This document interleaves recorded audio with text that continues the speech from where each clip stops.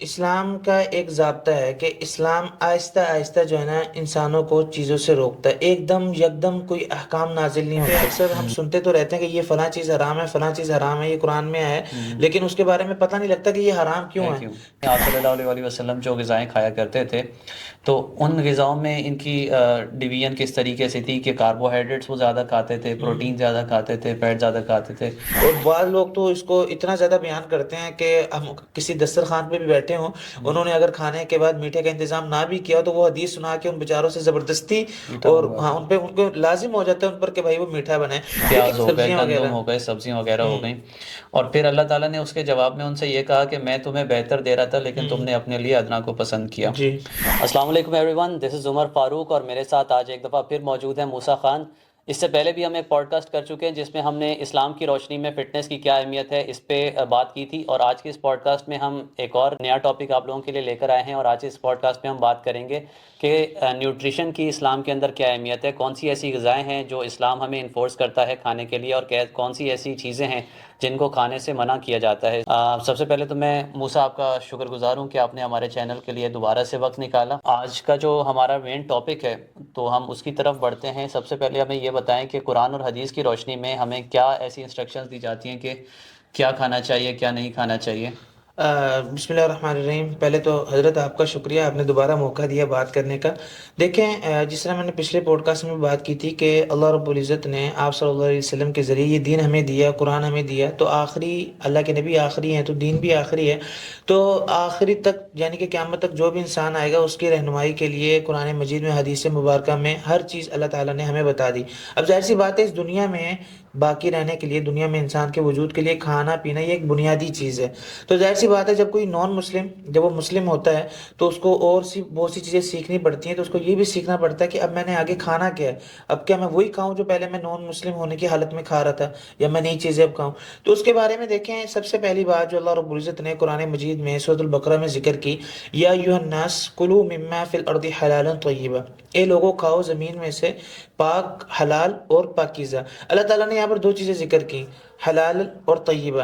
حلال کا اگر دیکھیں لفظی معنی دیکھیں تو حلال کہتے ہیں گیڑا کو کھولنے کو، یعنی کہ اللہ رب العزت نے اس دنیا میں جو چیزیں ہم نے کھانی تھی ان پر سے گیڑا ہٹا دیا، یعنی کہ وہ ہمارے لیے حلال کر دی۔ اور طیبہ کا لفظ ساتھ میں بہت ایک اچھا معنی دیتا ہے کہ طیبہ پاکیزہ طور پر، یعنی کہ حلال بھی کھاؤ اور پاکیزہ بھی کھاؤ۔ اور یہاں پر ایک اور بات میں کرتا چلوں کہ بعض لوگوں نے یہ سمجھ لیا ہے کہ پاکیزہ اور حلال دونوں ڈیفرنٹ ہیں، ایسا نہیں ہے، بلکہ جو حلال ہے وہ پاکیزہ بھی ہے۔ اور پاکیزہ کا ایک لفظی معنی یہ بھی ملتا ہے کہ جو دل کو اچھا لگے، جس کو طبیعت چاہے۔ تو اللہ رب العزت نے قرآن مجید میں یہ بات بتا دی کہ آپ پاکیزہ بھی کھائیں اور آپ حلال بھی کھائیں۔ اور ایک جگہ پر اللہ تعالیٰ نے قرآن میں فرمایا وَيُحِلُّ لَهُمُ الطَّيِّبَاتِ، اور تم پر پاکیزہ کھانا ہی حلال کیا گیا ہے، یعنی کہ جو پاکیزہ نہیں ہے وہ تم پر حلال نہیں ہے، جو پاکیزہ ہے وہی تم پر حلال کیا گیا۔ تو قرآن مجید کی روشنی میں ہمیں تو یہ بات ملتی ہے کہ آپ پاکیزہ بھی کھائیں اور آپ حلال بھی کھائیں، اس کے علاوہ جو چیزیں ہیں ان سے انسان اور ان سے اسلام جو ہے نا ہمیں روکتا ہے۔ اچھا موسیٰ، یہاں سے ایک اور کویشچن میرے مائنڈ میں آ رہا ہے کہ جس طریقے سے آپ نے بولا کہ اللہ تعالیٰ نے حلال چیزیں کھانے کا حکم دیا ہے، جی تو کچھ چیزیں ایسی بھی تھیں جو پہلے حلال تھیں، مسلمانوں کے لیے کھانا اور پینا جائز تھیں، لیکن جی جی اس کے بعد وہ حرام کر دی جی گئیں، جی تو وہ کون سی اشیاء تھیں اور اس کو حرام قرار دینے کی وجہ کیا تھی؟ دیکھیں، اسلام کا ایک ضابطہ ہے کہ اسلام آہستہ آہستہ جو ہے نا انسانوں کو چیزوں سے روکتا ہے، ایک دم یکدم کوئی احکام نازل نہیں ہوتے۔ شروع میں دیکھا ہوگا بہت سی چیزیں جس کے بارے میں، شراب کے بارے میں ہمیں یہ بات ملتی ہے، اور اس کے علاوہ بہت سی غذائیں ہمیں ملتی ہیں کہ جن سے یہ پتہ لگتا ہے کہ یہ پہلے جائز تھی، لیکن اسلام تدریجاً تدریجاً انسان کی تربیت کرتا رہتا ہے، تو اس کے بعد یہ چیزیں حلال کر دی گئی۔ اس کے بعد یہ بھی بتا دیا گیا کہ بھائی یہ چیزیں جو ہے نا انسان کی صحت کے لیے اس کا کوئی بینیفٹ نہیں ہے، تو لہٰذا ان کو نکال دی گئی۔ ایسی بہت سی چیزیں تھیں، اس طرح میں نے شراب کی آپ کو مثال دے دی، لیکن یہ شروع زمانے سے ہی اس پہ طبیعت میں فساد آ جاتا ہے، تو اللہ تعالیٰ نے اس کو اسلام سے نکال ہی دیا تاکہ طبیعت میں فساد ہی نہ ہو اور ہمارا معاشرہ اچھی وے کی طرف جائے۔ صحیح۔ اور اگر ہم خالی حرام چیزوں کی بات کی جائیں تو وہ ایسی کون سی چیزیں جو کہ حرام ہیں، ان کے کیا نقصانات ہیں اور ان کے حرام ہونے کی وجہ کیا ہے؟ زبردست، یہ بہت آپ کا زبردست سوال ہے، کیونکہ اکثر ہم سنتے تو رہتے ہیں کہ یہ فلاں چیز حرام ہے، فلاں چیز حرام ہے، یہ قرآن میں ہے، لیکن اس کے بارے میں پتہ نہیں لگتا کہ یہ حرام کیوں ہے ہے۔ کیوں؟ کیوں کا جو یہ سوال ہے، یہ اکثر ہمیں کرنا چاہیے لوگوں سے، اپنے علماء کرام سے، اس سے بہت زیادہ اضافہ ہوتا ہے۔ دیکھیں اللہ تعالیٰ نے قرآن مجید میں حرمت علیکم المیتۃ والدم ولحم الخنزیر، اللہ تعالیٰ فرما رہے کہ تم پر مردار بھی حرام کر دیا گیا، تم پر خنزیر کا گوشت بھی حرام کر دیا گیا، ایک جگہ اللہ تعالیٰ یہ فرما رہے ہیں، اور ایک جگہ فرما رہے ہیں یا ایھا الذین آمنوا انما الخمر والمیسر، کہ تم پر شراب بھی حرام ہے اور تم پر جوا بھی حرام ہے، اے ایمان والو۔ اب یہ دو تین چیزیں میں نے آپ کے سامنے ذکر کی، اب اس کے میں تھوڑا سا اس کے نقصانات بھی بتا دیتا ہوں۔ دیکھیں پہلی بات میں نے آپ کے سامنے کی کہ میتہ، حرمت علیکم المیتۃ، تم پر مردار حرام کر دیا گیا۔ مردار کہتے ہیں کہ جو جانور جو ہے وہ اپنی موت آپ ہی مر جائے، یعنی کہ اس کو نہ ذبح کیا گیا ہو، وہ اپنی موت آپ ہی مر جائے، تو اس کو انسان کے لیے حرام قرار دیا گیا۔ اس کی بڑی وجہ یہ ہے کہ جب کوئی شخص کسی جانور کو ذبح کرتا ہے، اس کے ذبح کرنے کے بعد اس کی جو خون کی نالیاں ہوتی ہیں گردن میں جو ساری جمع ہوتی ہیں، وہ جب کٹ جاتی ہیں تو جتنا ان کا فاسد خون ہوتا ہے جس میں کولیسٹرول وغیرہ، یورک ایسڈ وغیرہ بہت زیادہ مقدار میں پائے جاتے ہیں، وہ سارا نکل جاتا ہے۔ آپ نے دیکھا ہوگا قربانی کے موقع پر جب ہم اپنے جانور وغیرہ کو ذبح کرتے ہیں تو ایک دم وہ پمپ کرتا ہے، وہ خون جو پمپ کر کے نکلتا ہے نا، تو وہ تمام چیزیں اس کے خون سے نکل جاتی ہیں، اس کا خون اس کا گوشت بالکل پیور ہو پاک صاف جاتا ہو ہے۔ جاتا ہے۔ اور اس کے بعد خنزیر کی بات کی، خنزیر کے بارے میں آپ سن لیں، خنزیر کو ذبح کریں یا نہ کریں، خنزیر کے گوشت میں آج کی سائنسی تحقیق کے تحت بھی اتنی مقدار میں کولیسٹرول ہے کہ اگر کوئی انسان اس کو کھاتا ہے تو وہ ہارٹ اٹیک کی موت مر جاتا ہے بہت جلد۔ فیٹس اس لیے بہت آ ہاں جاتی جی بالکل، آپ نے یہ بھی سنا ہوگا کہ اللہ حفاظت فرمائے، جو نان مسلم اس کو کھاتے ہیں وہ یہ بات ضرور کرتے ہیں کہ بھئی اس کو صحیح طرح پکا کر کھائیں، اس کے اندر جو بیکٹیریا ہے، اس کے اندر جو جراثیم ہے وہ سب نکال دیں، لیکن جو مرضی کر لیں، جتنا مرضی زور لگا لیں، لیکن جو چیز اس کے اندر ہے وہ ہے۔ تو اللہ تعالیٰ نے ویسے ہی اس کو حرام قرار دے دیا ذبح کے بغیر ہی۔ کہ ایک اور بات یہاں پر ملتی ہے، اس کو کھانے کے بعد انسان کی ایسی کیفیت بن جاتی ہے کہ انسان حرام اور حلال میں تمیز نہیں کر سکتا، انسان کا جو مائنڈ ہے وہ بہت زیادہ اپر لیول پہ چلا جاتا ہے اور انسان اپنے آپ کو بے قابو سمجھنے لگ جاتا ہے، جس طرح شراب کے بارے میں آتا ہے۔ تو یہ خنزیر اور میتہ کے نقصانات تھے جو اللہ رب العزت نے ہم سے پہلے ہی دور کر دیے۔ اس کے بعد دو باتیں میں نے آپ کے سامنے اور کی، شراب کے بارے میں اور جوئے کے بارے میں۔ شراب کے بارے میں تو آپ کو پتہ ہی ہے کہ جب اللہ حفاظت فرمائے کہ جو شخص شراب کا عادی ہو، اس کو اپنے گھر والوں میں اور باہر والوں میں تمیز نہیں ہوتی، اور اس کو اپنے معاملات کا اچھے برے کی تمیز نہیں ہوتی، جس سے ایک تو انسان خود برا ہوتا ہے، ایک اس کی سوسائٹی میں غلط امپریشن جاتا ہے۔ کوئی بندہ اگر نعوذ باللہ اللہ حفاظت فرمائے کوئی گلی میں یا کوئی محلے میں کوئی بندہ شراب پینے والا، تو اس کی وجہ سے پورا محلہ بدنام ہوتا ہے کہ یہ شرابیوں کا محلہ ہے، اور صحیح۔ جہاں پر کوئی ایسی فیکٹری بن جائے تو وہ اور زیادہ بدنام ہو جاتا ہے۔ تو بہرحال یہ چیزیں جو اللہ تعالیٰ نے ہمارے لیے حرام کی، یہ اللہ تعالیٰ نے حرام کرنے سے پہلے ہمیں یہ بھی بتا دیا کہ اس میں ہمارے نقصان آتے ہیں، تو اللہ تعالیٰ نے اس کو حرام کیا۔ تو لہٰذا اللہ رب العزت نے جو چیزیں حرام جس کو قرار دیا گیا ہے، جن سے ہمیں کہا گیا کہ اس سے رکے، تو اس سے ہماری صحت میں نقصانات تھے۔ تو یہ نہیں کہا جا سکتا کہ اللہ تعالیٰ نے نعوذ باللہ، جس طرح غیر مسلم کہتے ہیں جو چیزیں تم چاہو حرام کر لو، جو چیزیں چاہے تم حلال کر لو، ایسا نہیں ہے۔ جو ہماری صحت کے لیے جو حرام ہے اللہ تعالیٰ نے اس کو ہم سے بچا لیا، اور جو حلال ہے اس کی اجازت دے دی۔ صحیح ہے۔ اچھا، اب ہیلتھی ڈائٹ کے بارے میں بات کر لیتے ہیں۔ ماشاءاللہ سے آپ خود بھی فٹنس کے اندر کافی ان ہیں اور اپنی فٹنس کا بھی خیال رکھ رہے ہیں۔ تو جیسے کہ ہم لوگ بھی آج کل کسی کو ڈائٹ پلان بنا کے دیتے ہیں تو ہم اس کو کوشش کرتے ہیں کہ اس کو بول رہے ہیں کہ کاربوہائیڈریٹ آپ کم کھائیں، پروٹین کا انٹیک زیادہ رکھیں، فیٹس بھی جو ہے ہیلدی فیٹس کو انٹیک کریں، ماڈریٹ لیول میں انٹیک کریں۔ تو اگر ہم حدیث کی روشنی میں دیکھیں، آپ صلی اللہ علیہ وآلہ وسلم جو غذائیں کھایا کرتے تھے، تو ان غذاؤں میں ان کی ڈویژن کس طریقے سے تھی کہ کاربوہائیڈریٹس وہ زیادہ کھاتے تھے، پروٹین زیادہ کھاتے تھے، فیٹ زیادہ کھاتے تھے۔ ان کی لائف سٹائل سے ہمیں یہ پتہ چلتا ہے کہ وہ گوشت کے شوقین تھے۔ اسی طریقے سے یہ بھی کہا جاتا ہے کہ یہ بھی سنت ہے کہ کھانے کے بعد میٹھا کھانا چاہیے، جو کہ میٹھا از اے سورس آف کاربوہائیڈریٹ۔ تو ایسی کچھ ہمیں غذائیں بتائیں جو ہم آپ صلی اللہ علیہ وآلہ وسلم کی زندگی سے ہمیں ملتی ہیں اور وہ ہمیں بھی لینی چاہیے۔ حدیث کے بارے میں آپ نے بات کی حضرت، حدیث کے بارے میں ایک حدیث جو ہمیں مطلق ملتی ہے کہ اپنے تمہارا جو معدہ ہے جہاں پر کھانے اکٹھے ہوتے ہیں، جمع ہوتے ہیں، اللہ کے نبی نے حدیث میں ارشاد فرمایا تھا کہ معدہ جو ہے یہ حوض ہے، حوض کہتے ہیں تالاب ٹائپ کو، اس سے رگیں جاتی ہیں نکلتی ہیں۔ اگر تمہارا معدہ درست ہوگا تو رگیں تندرستی لے کے جائیں گی، اگر معدہ درست نہیں ہوگا تو وہ بیماریاں لے کے جائیں گی۔ تو معدے کو تندرست رکھنے کا حکم ہمیں حدیث مبارکہ سے ملتا ہے۔ اب معدے کو درست کس طرح رکھا جائے یہ بھی ہمیں حدیث مبارکہ سے ملتا ہے۔ معدے کو درست رکھنے کا طریقہ یہ ہے کہ معدے پر کم سے کم بوجھ ڈالا جائے، یعنی کہ کم سے کم پیٹ بھر کر کھایا جائے۔ حدیث مبارکہ میں ملتا ہے کہ اپنے کھانے کے 3 حصے کر لیا کریں، ایک کھانا، ایک थोड़ी सी हवा की जगह हो, खाने पीने की जगह हो और एक जगह खाने की जगह हो।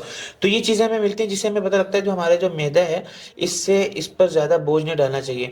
और बहरहाल बात रही आपकी और चीज़ों की, देखें सब्जी खाना और ये ऐसी चीज़ें खाना कि जिससे हमारी सेहत में इजाफा हो। अगर एक बंदे को फैट नहीं है तो वो ऐसी चीज़ें खाए जिससे फैट हो जाए, और जिस बंदे को फैट है तो उन चीज़ों से बचे कि जिनसे फैट ज़्यादा बढ़ता है। तो ये चीज़ें तो तमाम चीज़ें हमें मिलती हैं, बल्कि आजकल साइंस भी ये कहती है कि आपके अंदर कोलेस्ट्रॉल है, शुगर है, आपके अंदर तमाम चीज़ें हैं। आप एक हद तक उनको इस्तेमाल करेंगे तो आप चलते रहेंगे। अगर आप उसको हद से बढ़ेंगे, आप चिकनाई ज़्यादा खाएंगे, कसरत नहीं करनी। कसरत नहीं करनी चाहिए। हाँ, कभी कभार अगर हो जाए, कोई थोड़ा सा मूड पे डिपेंड करता है, तो थोड़ा सा कसरत भी ना करें, बस दरमियाना इतदाल के साथ खा लें। और बाकी बात रही मीठे की, मीठे की बात हमारे माशरे में बहुत ज़्यादा मशहूर है कि मीठा खाने के बाद जो है ना ये सुन्नत है। और बाद लोग तो इसको इतना ज़्यादा बयान करते हैं कि हम किसी दस्तरखान पे भी बैठे हों, उन्होंने अगर खाने के बाद मीठे का इंतज़ाम ना भी किया हो, तो वो हदीस सुना के उन बेचारों से ज़बरदस्ती मीठा और मंगवा हाँ उन पे उनको लाजिम हो जाता है उन पर कि भाई वो मीठा बनाए। देखिए मीठे के बारे में याद रखें, अल्लाह के नबी ने मीठे को मुतलकन पसंद फरमाया। हमें खजूर का मिलता है और हमें जो है ना हलवे का मिलता है, जो मीठी चीज़ें, लेकिन खाने के बाद लाजिम तौर पर कि यहाँ खाने के बाद ही सुन्नत है, ये कहीं पर नहीं, हमने कोई सही हदीस से ये बात साबित नहीं है। अलबत्ता शहद अल्लाह के नबी को पसंद था, खजूर अल्लाह के नबी को पसंद थी, और लेकिन वो भी ये इतनी मिकदार में नहीं कि हम जिसको खाने को एक एक होता है खाना चखने के लिए, एक होता है मीठा पेट बिल्कुल भरने के लिए। पेट भरने के लिए, वो हिसाब नहीं है। एक एतदाल वाली गज़ा में अल्लाह के नबी ने इन चीज़ों को मतलब इख्तियार किया आजकल तो हम ऐसा करते हैं कि पहले खाना खा के भी पेट भर लेते हैं, फिर उसके जी बाद मीठा खा के भी मजीद उस पे बिल्कुल ओवरलोडिंग कर लेते हैं। बिल्कुल। तो खाने के बाद मीठा खाना ये कहीं सर हमें सही हदीस में नहीं मिलता। अलबत्ता मीठा पसंद है, उसको भी एक हद तक खाया जा पसंद सकता किया गया, है जी, चखने के पसंद ऊपर। किया गया। जिस तरह नॉर्मल लाइफ में हर इंसान को मीठा कोई ना कोई चीज़ मीठी पसंद होती है, बाज़ को खजूर, बाज़ को शहद, बाज़ को मीठी चाय, तो इंसान पर डिपेंड करता है। तो मीठा खाना सुन्नत है, लेकिन हम ये कहेंगे खाने के बाद ही सुन्नत है। जब तक हम मीठा नहीं खाएंगे खाने के बाद तो सुन्नत जो है ना हमसे छूट जाएगी, तो ऐसा नहीं है। आप खा सकते हैं एक हद दर्जे में हाँ, बस। मॉडरेट मॉडरेट लेवल में आप खाएं जो भी चीज़ खानी है, और जिस तरीके से आप सल्लल्लाहु अलैहि वसल्लम पोर्शंस के अंदर खाते थे, तो अगर आप पोर्शन के अंदर चीज़ खाएंगे तो वो आपके लिए इतनी ज़्यादा हार्मफुल नहीं होगी, क्योंकि उसके अंदर आप किसी भी चीज़ को जो है ओवरलोडिंग नहीं कर रहे होंगे। और खाने के बाद पानी पीना कैसा है? कोई लोग कहते हैं कि खाने के बाद पानी पीना चाहिए, कुछ कहते हैं नहीं पीना चाहिए, खाने के दौरान पीना चाहिए या खाने से पहले पीना चाहिए, तो what is the right time? देखें हदीस मुबारक में ये बात मिलती है कि अल्लाह के नबी ने कई मौक़ों पर खाने के बाद पानी पिया, और ये बात भी मिलती है खाने के दरमियान में भी पिया। लेकिन बाज़ मुफस्सिरीन और मुहद्दिसीन ये बात करते हैं कि अल्लाह के नबी का मामूल नहीं था खाने के बाद पानी पीना, तो लिहाजा मामूल नहीं है। वो अलग बात है, कहीं पर बहुत ज़्यादा बंदे को शिद्दत से प्यास लगी, वो अलग बात है। लेकिन ये मामूल बनाना, बाज़ लोग तो ये हमें मिसाल दिया करते थे कि खाने से पहले पानी जो है वो सोना है, खाने के दरमियान में पानी जो है ना वो चांदी है, और खाने के बाद पानी वो मिट्टी है, और मिट्टी का फायदा नहीं है। तो लिहाजा खाने के बाद पानी पीना ये इंसान की जो मैदा है वो भी गवारा नहीं करता। आपने ऊपर से खाना खाया, ऊपर से पानी भी पी लें, तो एक वैसे ही हमने खाना खाया तो और ज़्यादा हमारी सुस्ती बढ़ जाएगी, और ज़्यादा हमारा पेट फूल जाएगा। तो ये मामूल में नहीं है अल्लाह के नबी में, अलबत्ता पहले पिया जाए तो ये ज़्यादा बेहतर है। अच्छा मूसा, अब हमें ये बताएं कि इस्लाम हमें रोज़ा रखने का हुक्म देता है, और रोज़े की हालत में हम जो है 12 से 13 घंटे या 14 घंटे जो भी उस वक्त का सीज़न चल रहा है या जो भी टाइम पीरियड चल रहा है उस हिसाब से हम फास्टिंग करते हैं, जिसमें हम खाते पीते कुछ नहीं है। जी जी और इसी कॉन्सेप्ट को लेकर अब वेस्टर्न वर्ल्ड ने इसको इंटरमिटेंट फास्टिंग का नाम दे दिया है, जिसमें आप एक विंडो रखते हैं 13 से 14 घंटे की, जिसमें आपने कुछ खाना पीना नहीं होता।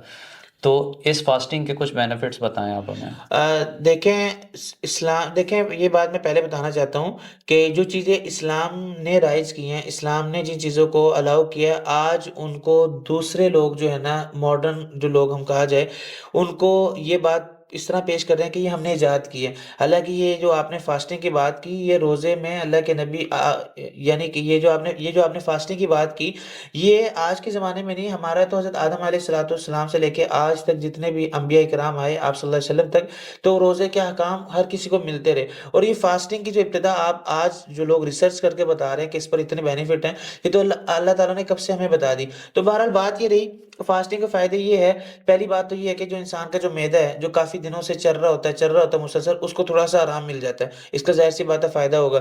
ہاں جن لوگوں میں فیٹ ہے وہ اگر یہ فاسٹنگ کریں ان کا جو ہے نا وزن جو ہے نا وہ کم ہوگا، اور جو دوسرے لوگ جن کے اندر فیٹ زیادہ نہیں ہے ان کا معدہ درست ہو جائے گا۔ اس کے بعد جو اہم بات جو ہے روزے کے اور یہ فاسٹنگ کے بارے میں جو ہمیں اکثر ہماری اس کی طرف توجہ نہیں جاتی، کہ جو فقراء ہیں جو غریب ہیں ان کی طرف تھوڑی سی توجہ چلے جائے، یار یہ بیچارے ہم نے تو آج روزہ رکھا ہے، آج ہم نے آج فاسٹنگ کی، یہ بیچارے کب سے بیچارے ان کو کھانا نہیں ملا ہوگا، تو ان کی مدد کا ایک دل میں جو ہے نا ایک کہ ان درد کی پیدا ہو تکلیف جائے۔ کو ہم خود ہوں، تکلیف کو تو محسوس بالکل کریں تو بہتر بالکل ہے۔ یہ فاسٹنگ ہے، بالکل کرنی چاہیے، لیکن اگر آپ اسلام میں دیکھیں اللہ کے نبی نے پیر کا بھی روزہ رکھا، جمعرات کا بھی روزہ رکھا، اور اسلامی تاریخ کے 13 14 15 ان کے بھی روزہ رکھا، اور پھر جب رمضان آ گیا تو مسلسل روزے رکھے۔ تو روزے تو اللہ کے نبی نے مسلسل رکھے، اور اس کے بعد یہی بات ملتی ہے ایک جگہ تو یہ بھی آتا ہے کہ میں روز اگر مجھے روز ایک جگہ صبر کرنا پڑے دن میں، تو میں یہ کہ کھانے کا نہ ہو تو ایک دن میں روزہ رکھوں، مجھے صبر کروں، اور کھانے کو تو میں اللہ تعالیٰ کا شکر ادا کروں۔ تو فاسٹنگ کی جو ابتدا ہے وہ اسلام سے ہی ہوئی ہے، یعنی کہ روزے کی صورت میں، اور اس کے بینیفٹس ہیں اور لوگوں نے اس کو بہت زیادہ محسوس بھی کیے ہیں۔ ہوں۔ اچھا موسیٰ، یہاں پر نا سورہ بقرہ کی ایک آیت میرے ذہن میں آ رہی ہے۔ جی اچھا، سورہ بقرہ میں ذکر کیا گیا ہے کہ اللہ تعالیٰ نے بنی اسرائیل کے اوپر 40 سال تک من و سلوہ اتارا، جی جس میں من ایک ڈیزرٹ تھا، میٹھا تھا، اور سلوہ جو تھا وہ گوشت تھا، کسی بٹیر کا گوشت تھا۔ تو بنی اسرائیل نے کہا کہ ہم جو ہے یہ من و سلوہ کھا کھا کے تنگ آ گئے ہیں، اب ہمیں جو ہے وہ چیزیں دی جائیں جو کہ زمین سے خارج ہوتی ہیں، جس طریقے سے پیاز ہو گئے، سبزیاں گندم وغیرہ۔ ہو گئے، سبزیاں وغیرہ ہو ہوں گئیں۔ اور پھر اللہ تعالیٰ نے اس کے جواب میں ان سے یہ کہا کہ میں تمہیں بہتر دے رہا تھا لیکن تم ہوں نے اپنے لیے ادنا کو پسند کیا۔ جی تو کیا اس مثال سے ہم یہ کنسیڈر کر سکتے ہیں جس طریقے سے آج کل ہم ڈائٹ پلان کسی کو بنا کے دیتے ہیں تو ہم اس میں اس کو سجیسٹ کرتے ہیں کہ بھائی آپ ہائی پروٹین چیزیں کھائیں جیسے کہ گوشت وغیرہ، اور کاربوہائیڈریٹس اس میں ہم کم رکھتے ہیں، ایون ہم ویجیٹیبلس بھی سجیسٹ کرتے ہیں کیونکہ ویجیٹیبلس میں فائبر وغیرہ زیادہ ہوتے ہیں۔ ہوں تو اس مثال کو لے کر آپ کیا سمجھتے ہیں کہ ہمیں ایسی ڈائٹ رکھنی چاہیے جو من و سلوہ سے ریلیٹڈ ہو، یا ایسی ڈائٹ رکھنی چاہیے جو بنی اسرائیل نے ڈیمانڈ کیا اس سے؟ ٹھیک ہے۔